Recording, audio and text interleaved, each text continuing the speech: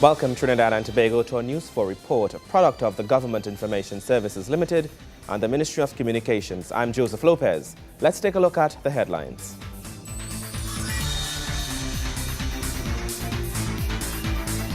Trade and Investment Convention 2013 begins. Direct Impact reaches out to needy in Toco Sangre Grande. And the National Junior Bodybuilding Championships. In our top story, more than 200 companies will showcase goods and services at this year's Trade and Investment Convention. Opening the event, Trade Minister Senator the Honorable Vasant Bharath says, or described the business-to-business event as the largest in the region. Coming on the heels of the 3rd Annual Caribbean Investment Forum is the Trade and Investment Convention 2013.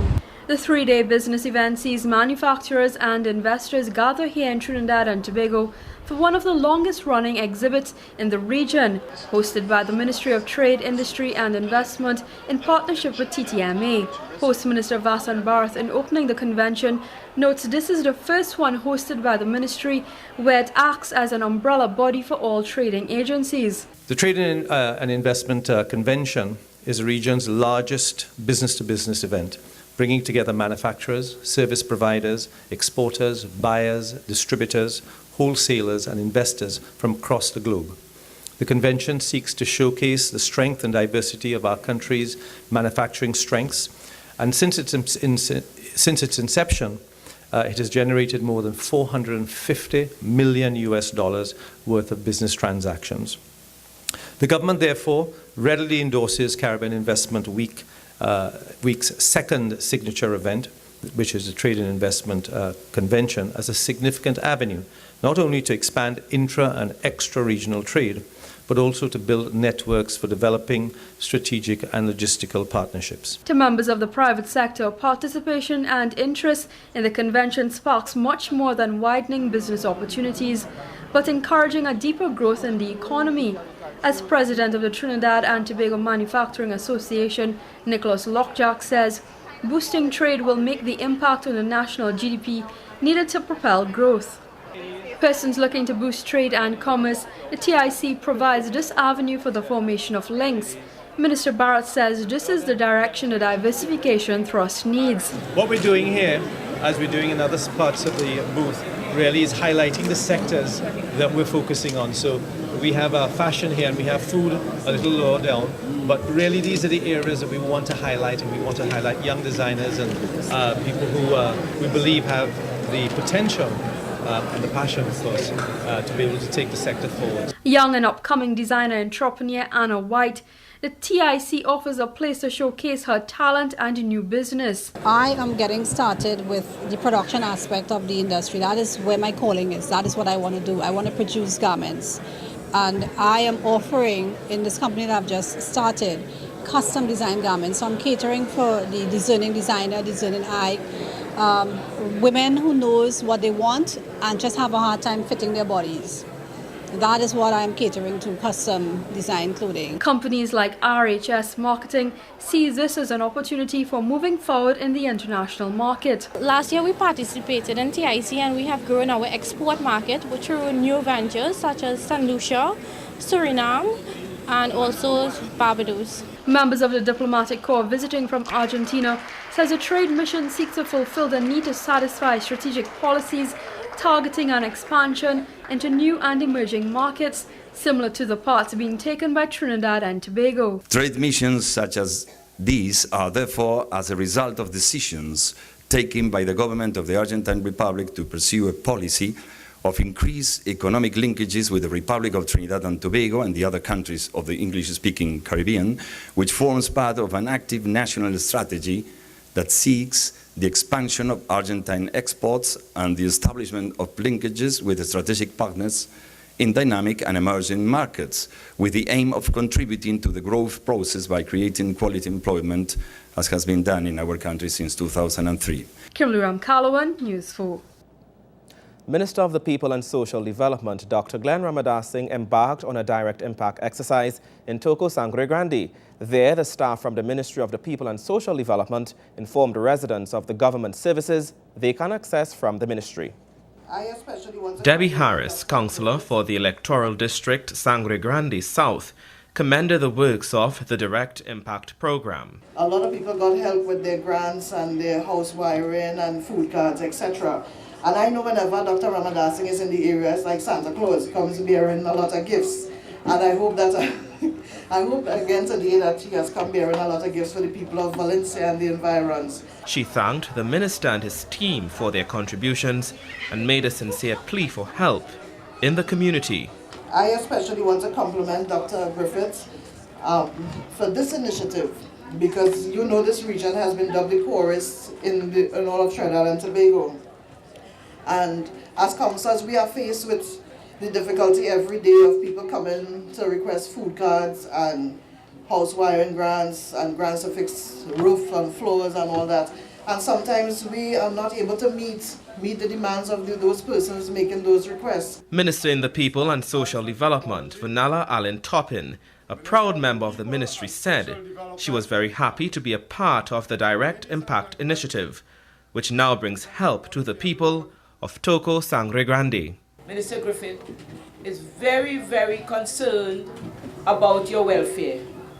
And he comes to us with the representations of what is happening in his district and telling us, well, how can you help our people, asking us, help our people. So we are here today with Dr. Ramadasing, whose energy and whose vigor for this job is indefatigable. I want you to give my minister a round of applause.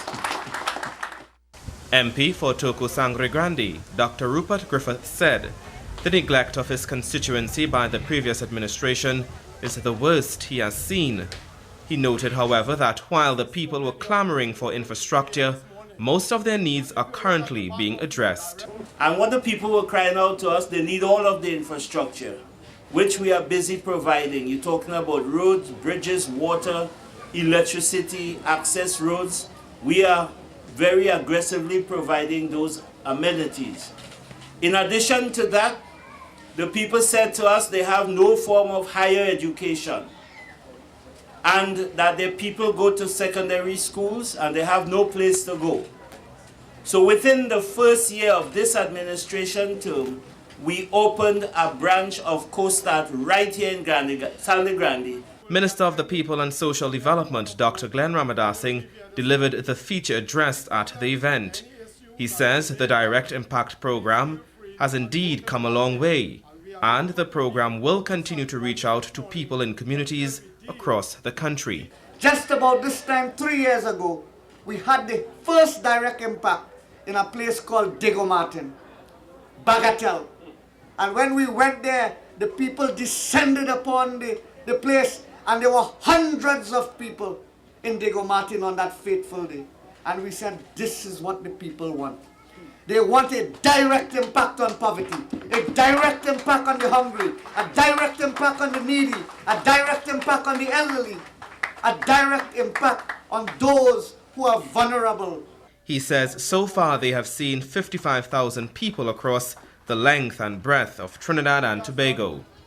He underscores it is not about elections and winning votes, but it's about caring for the next generation of Trinidad and Tobago. Up next, a greater push marketing local premium crops. Stay with us.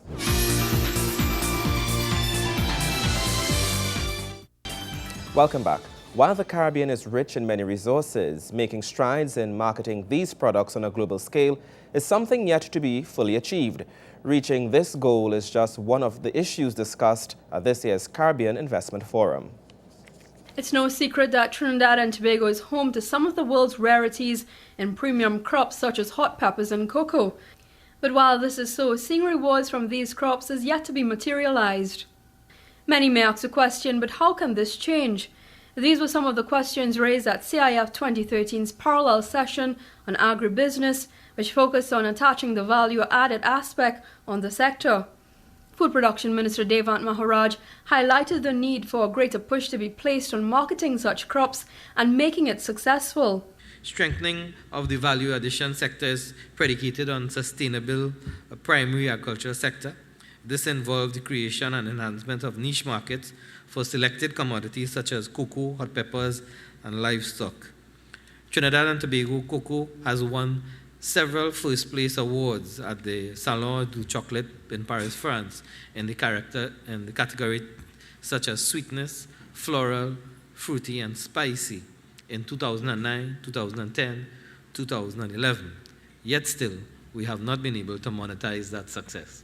Focus on the cocoa industry and marketing it in new ways was something that captured the interest of participants. I mainly came here today with particular interest in the agribusiness sector and also in the energy sector. So thus far, the agribusiness sector is something that's really encouraging. It's very exciting. I like that they're really rethinking how cocoa is going to be treated in Trinidad especially, and I'm curious to see how this can be replicated, I guess, amongst other Caribbean islands. However, developing niche markets in agro-sector were not the only areas discussed. As chairman of the Investment Forum, Anthony Aboud says, expanding tourism beyond sand and sea involves looking to other areas such as the financial and health sectors. I think we have a lot of opportunities here in Trinidad and Tobago. I think there's a tremendous amount of opportunities in tourism. And tourism is not just about a tourist coming and spending $1. Tourism, there's business tourism. You know, there's this convention is business tourism. That's what I've been doing for 14 years, where you actually have a reason for people to come here other than just for sun and salt, but at the same time will enjoy the sun and the salt and your food and Trinidad and Tobago culture. I mean, part of this is we have a nice cocktail function.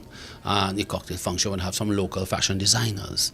They'll be doing some modeling, and you'll have local entertainment and local foods, and it's a nice taste of the culture. Meanwhile, Business Executive CEO of Trinidad and Tobago Chamber of Commerce, Catherine Kumar, commended the forum for bringing business opportunities to these shores. Very impressive is the fact that we have a lot of persons from overseas, perhaps more so than we have locals actually. We have seen a very strong contingent from the Americas, Latin American region in particular. For instance, the Trinidad and Tobago Chamber is in fact doing meetings with the Argentine contingent, and we are doing over 100 business-to-business meetings. We also have a very strong contingent from the Canadian, from Canada. What we've heard so far really tells us what is going to happen over the next 2 days and even take us into TIC. And there's a focus over there today and tomorrow on the sectors that we are looking to diversify into. And the Prime Minister spent a good bit of time talking about that and those sectors and why we want to go into those sectors. It's expected these forums will bridge the business areas in both the public and private sector spheres. Kimberly Ram-Calawan, News 4. And it was not all about business at the Caribbean Investment Forum 2013, as attendees got the opportunity to socialize and network at the CIF cocktail function held at the Hilton Trinidad. The Hilton Trinidad's poolside came alive as delegates from around the world who attended the Caribbean Investment Forum 2013 in Trinidad and Tobago gathered for the CIF cocktail function. There was live entertainment, a fashion show, and lots to eat.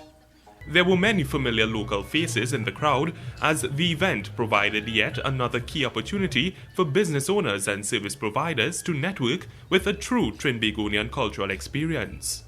Addressing those at the event, Senator the Honourable Vasant Barath welcomed the guests and urged them to explore the business possibilities of Trinidad and Tobago. For those of you who have come to Trinidad for the first time, I hope you have a wonderful time. I hope you like what you've seen. I hope that over the next few days you will appreciate and understand that Trinidad and Tobago truly is the place to be, that it can really be the destination of choice for your investment dollars and for your companies to either locate or to joint venture with many of our Trinidadian companies who have reached a level of sophistication and maturity that would be comparable with many countries and many companies across the world. The Honourable Minister boasted of this country's ties with other nations around the world and noted that by investing in Trinidad and Tobago, there would be immediate access to other major networks across the globe. I am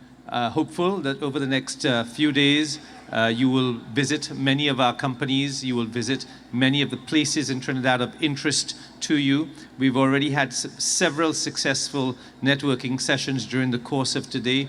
I have sat through at least 5 or 6 meetings where we've put visitors together with Trinidadian companies today. In fact, I just left a meeting where one of our premier ice cream manufacturers in Trinidad and Tobago is meeting with Mr. Ben Cohen with the possibility of some sort of creative link as far as business opportunities are concerned. So there are a myriad of opportunities out there over the next few days. Please seize them enthusiastically. Please enjoy the rest of the evening. And again, welcome to Trinidad and Tobago. Enjoy our food, enjoy our music, and have a great time. The night is believed to have been successful in providing guests with a sample taste of what Trinidad and Tobago has to offer culturally. It was an excellent way of marketing this country as both a business and tourist destination, which many have vowed to return to take advantage of. Nikolai Edwards, News 4. After the break, our sports report.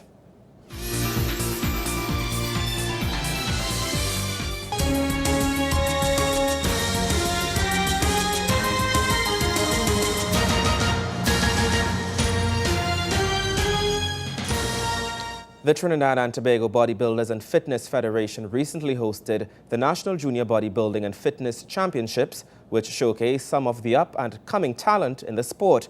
News 4 Sport was at the Cascadia Hotel for the championships, and we have the winners in this Wayne Cunningham report.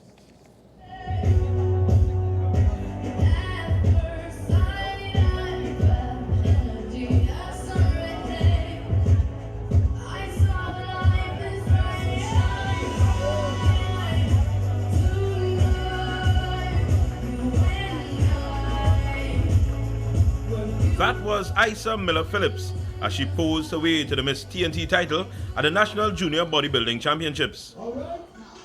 Amongst the men, this was the routine which took Wazim Mohammed to the bantamweight title. Joel Lender placed second and Shemar Bigot in third.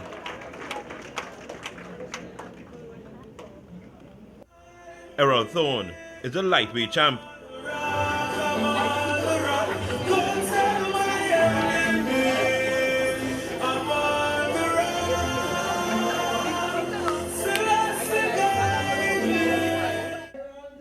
Corey Baines came in second, followed by Keenan Asing.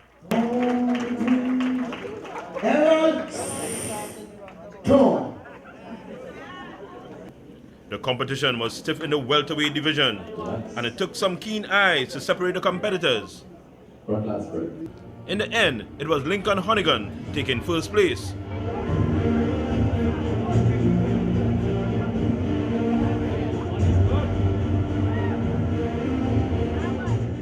Shivan Anand second, and Sean Rampasad third.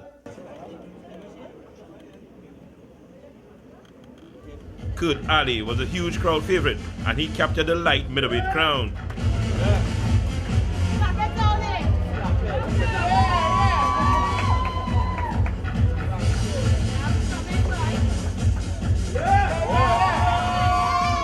Ahead of Jamal Sanderson and Satyam Pollard.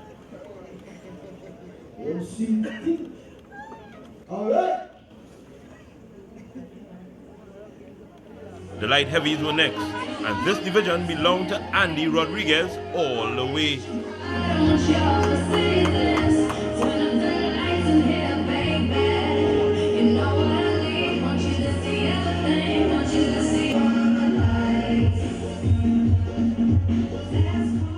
His definition and posing was enough to secure the title ahead of Jerome McDowell and Cleon Fisher.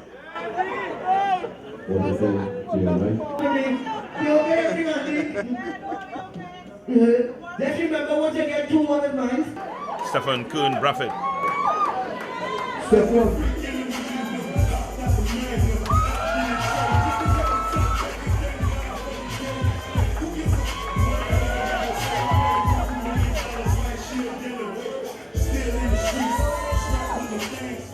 And Leon Dandas.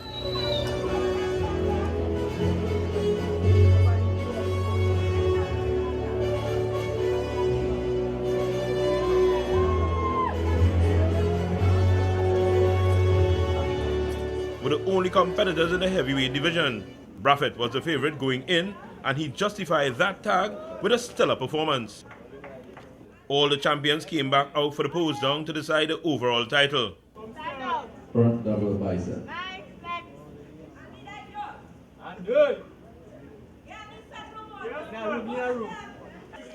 And the knowledgeable crowd at the Cascadia Hotel chose right when they shouted the name of Andy Rodriguez for the Mr. TNT title. The new category of Miss Bikini brought down the curtain on the night of action. And we leave you with the winner, Cassia Samuels.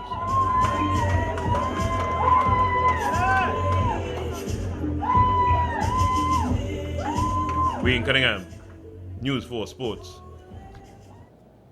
More news after the break.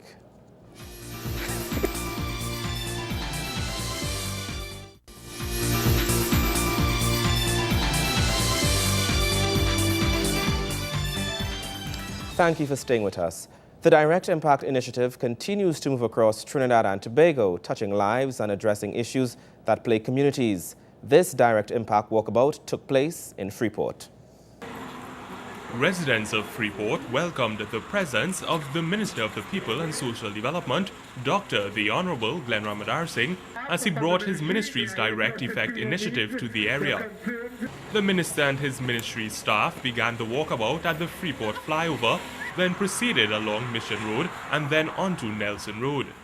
Along the way, the minister met many residents, some with issues that needed urgent attention, and others who were simply happy to see their Member of Parliament showing interest in his constituency. Minister Ramadar Singh was joined by Councillor Merle Mongru. I am very pleased that we all can come together to walk and listen to the different problems in the area and try to bring some solution. We know that Dr. Glenn Ramadar Singh is a hard-working MP. He walks almost every day of the week in different areas all over Trinidad and Tobago. So we know that he will be resolving some of our issues. Councillor Sandra Ramsing Abdul. This walkabout with the minister has been an ongoing success. Meeting the people, greeting the people, saying hello to the people, all the problems. And his ministry has been helping all the people, listening to the issues and dealing with them successfully. Councillor Anil Baliram. It's a pleasure for me to be part of this Direct Impact program that the minister has implemented since he has assumed office as Minister of the People. So once more, let us go out there and renew and listen to the voice of the Prime Minister by serving the people, continuing serving the people of Caroni Central and throughout Trinidad and Tobago. I thank you. And Councillor Alan Taxi C. Prasad. I take this privilege and the honor this morning to join with our hard-working Member of Parliament for Caroni Central and the Minister of the People, who touch his heart to the people throughout the country of the Republic of Trinidad and Tobago and to the constituency of Caroni Central. I know that he is doing a tremendous work, and I could say and I could boast about it, that in our constituency of Couva North and Couva South, he is working very hard with our both Member of Parliament and our councillors to deliver for the people what they deserve. So I want to wish him all the best to keep up his good work. And let the Almighty God give him that health and strength and that long life, and to continue serving the people of the Republic of Trinidad and Tobago. This walkabout proved to be an interesting one, as the minister hopped a bus just to greet those on board. He even visited the Freeport Presbyterian School, where he interacted with some of the students. Many residents got the opportunity to relay their issues to persons who were in a position to actually help them, and the ministry's staff assured that the residents would receive the best help possible. Nikolai Edwards, News 4. And that story brings us to the end of our News 4 report, a product of the Government Information Services Limited and the Ministry of Communications. I'm Joseph Lopez. Thank you for watching.